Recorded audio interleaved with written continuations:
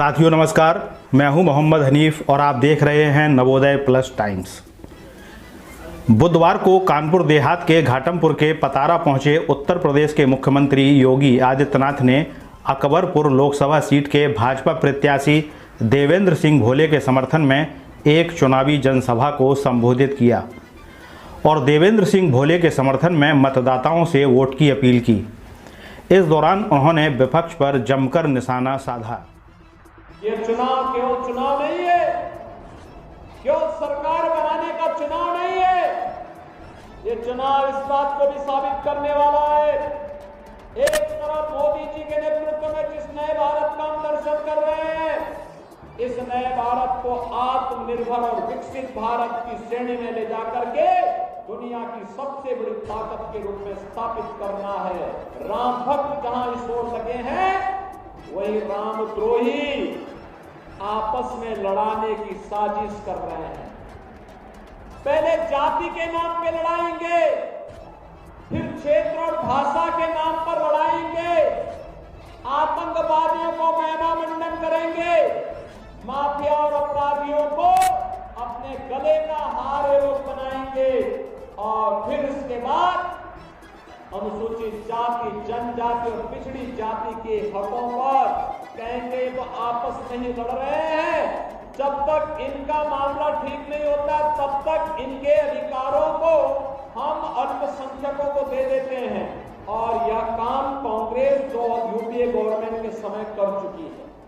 याद करिए, जब कांग्रेस की 2004 से लेकर 2014 तक सरकार थी, उस सरकार के दौरान समाजवादी पार्टी और बहुजन समाजवादी पार्टी बिना मांगे उन्हें समर्थन कर रही थी। तब उन्होंने एक प्रयास किया था, पहले रंगनाथ मिश्रा कमेटी की रिपोर्ट, रंगनाथ मिश्रा कमीशन गठित किया।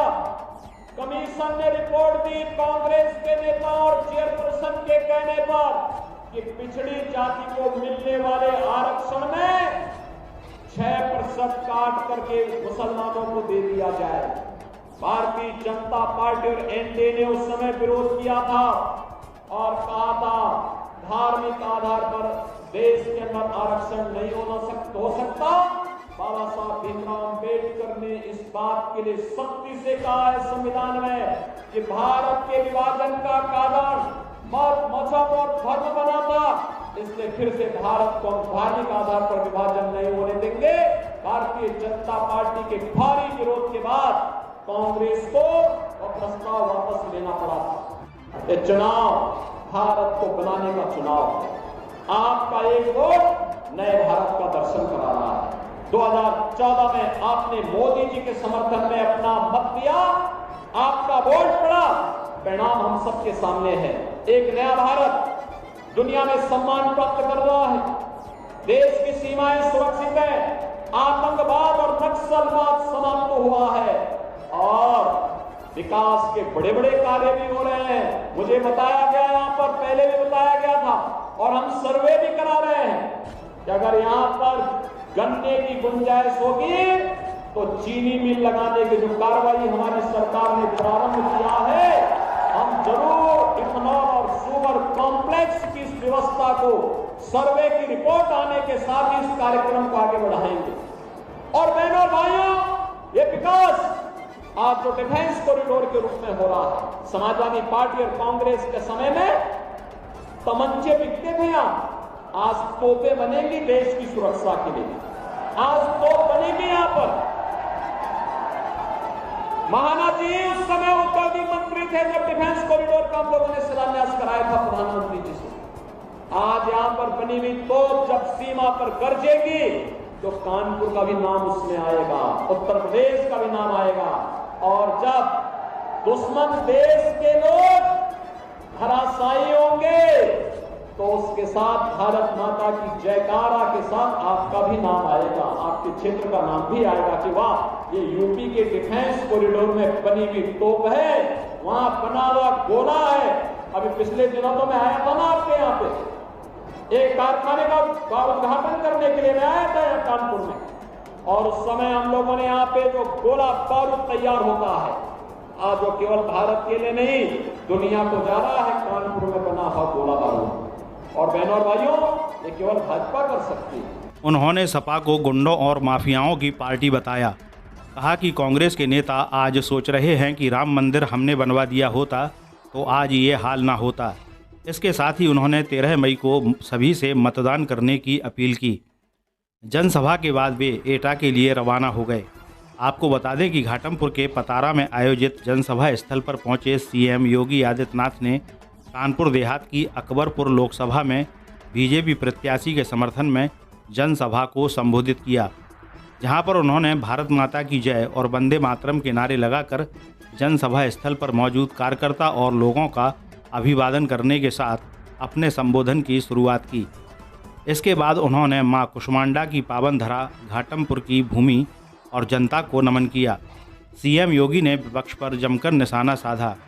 उन्होंने कहा कि 400 पार के नारे के जादू के आगे विपक्ष चारों खाने चित्त हो गया। एक तरफ राम भक्त और दूसरी तरफ रामद्रोही हैं। देश में आवाज़ आ रही है, जो राम को लाए हैं हम उनको लाएंगे। कानपुर की धरती पौराणिक ऐतिहासिक है। उन्होंने कहा, यह केवल सरकार बनाने का चुनाव नहीं है, यह भारत को दुनिया की सबसे बड़ी ताकत बनाने का चुनाव है। विपक्ष माफियाओं को गले का हार बनाएंगे। पिछड़ा दलितों का अधिकार ये लोग मुसलमानों को दे देते हैं।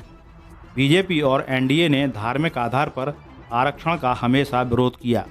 सच्चर कमेटी का उदाहरण देते हुए उन्होंने कहा, रिपोर्ट में कांग्रेस ने साजिश करते हुए मुसलमानों की जातियों को SC/ST में शामिल किया था। इन लोगों ने देश के अलग अलग भागों में आतंकवाद, अलगाववाद फैलाने का काम किया। ये लोग देश के खिलाफ साजिश कर रहे हैं। राम भक्त और पूर्व सीएम कल्याण सिंह के निधन पर सपा के पास संवेदना के शब्द नहीं थे। उमेश पाल के हत्यारों को मिट्टी में मिलाया गया। विपक्ष माफियाओं के घर फातिहा पढ़ने गए थे। भाजपा सरकार में आतंकवाद, नक्सलवाद खत्म हुआ, विकास कार्य हो रहे हैं। सपा सरकार में कानपुर में तमंचे बनते थे और आज यहाँ की बनी तोपें सीमा की सुरक्षा कर रही हैं। बीजेपी सरकार में कानपुर में बना गोला बारूद पूरे विश्व में जा रहा है। आज व्यापारियों से रंगदारी नहीं ली जाती, बल्कि PM स्वनिधि से उनका सहयोग किया जा रहा है। उन्होंने कहा, प्रदेश की 25 करोड़ जनता की सुरक्षा की जिम्मेदारी हमारी है। हम केवल रामलला को विराजमान नहीं करते, बल्कि माफियाओं की राम नाम सत्य की यात्रा निकालते हैं। अकबरपुर लोकसभा पर बोले कि नाम ऐसा है कि नाम ही बोलने का मन नहीं करता। हमारी सरकार इन गुलामी की निशानियों को जल्द समाप्त करेगी। आपको यह भी बता दें कि जनसभा में सीएम योगी आदित्यनाथ के संबोधन को सुनने के लिए यहां पर कार्यकर्ता और आम जनता धूप में लगभग 37 मिनट तक खड़े रहे। सीएम के संबोधन समाप्त होने के बाद कार्यकर्ता और लोगों ने जय जय श्री राम के नारे लगाए, जिससे पंडाल परिसर गुंजायमान हो उठा। सीएम योगी आदित्यनाथ के जनसभा मंच पर पहुंचते ही जनसभा स्थल पर मौजूद लोगों व कार्यकर्ताओं ने योगी आदित्यनाथ का स्टैचू दिखाकर अभिवादन किया, जिस पर सीएम ने जनसभा स्थल पर आए हुए सभी लोगों को हाथ जोड़कर अभिवादन किया। सीएम योगी की जनसभा के चलते सुरक्षा व्यवस्था चुस्त रखी गई थी। जनसभा स्थल पर 4 एंट्री गेट बनाए गए थे, जहां पर सघन चेकिंग के बाद लोगों व कार्यकर्ताओं को जनसभा स्थल पर एंट्री दी जा रही थी। यहां पर लोगों को सघन तलाशी करने के साथ महिलाओं की तलाशी के लिए अलग से व्यवस्था की गई थी। सीएम योगी की जनसभा में विधानसभा अध्यक्ष सतीश महाना, कैबिनेट मंत्री राकेश सचान, जिला पंचायत अध्यक्ष स्वप्निल वरुण, घाटमपुर विधायक सरोज कुरील, अकबरपुर विधायक प्रतिभा शुक्ला, बिठूर विधायक अभिजीत सिंह सांगा, कल्याणपुर विधायक नीलिमा कटियार, अनिल शुक्ला वारसी, ब्लॉक प्रमुख पतारा श्रीमती कोमल सिंह सेंगर और उनके पति अजय सिंह सेंगर आदि लोग मौजूद रहे। नवोदय प्लस टाइम्स के लिए कानपुर से शाहिद खान की रिपोर्ट। मध्यम वर्गीय विद्यार्थियों के उज्जवल भविष्य निर्माण में पिछले 10 साल से प्रयासरत बबीना का एकमात्र school modern brilliant public school, UP board से मान्यता प्राप्त, कक्षा नर्सरी से 8 तक, 9, 10, 11 एवं 12 के लिए कोचिंग की व्यवस्था, वह भी अनुकूल वातावरण में। कम फीस दर पर उच्च शिक्षा, सुसंस्कृति, अनुशासन, खेल, कला, जीके और सफलता पर विशेष जोर। प्रवेश प्रारंभ जल्दी कीजिए। आज ही अपने बच्चों को प्रवेश दिलाइए और उनका भविष्य उज्जवल बनाइए। हमारा पता है modern brilliant public school, Tungi number 1, वन विभाग कार्यालय के सामने, बबीना कैंट। अधिक जानकारी के लिए संपर्क कीजिए प्रबंधक मुकेश शर्मा। कॉन्टैक्ट 9889683356।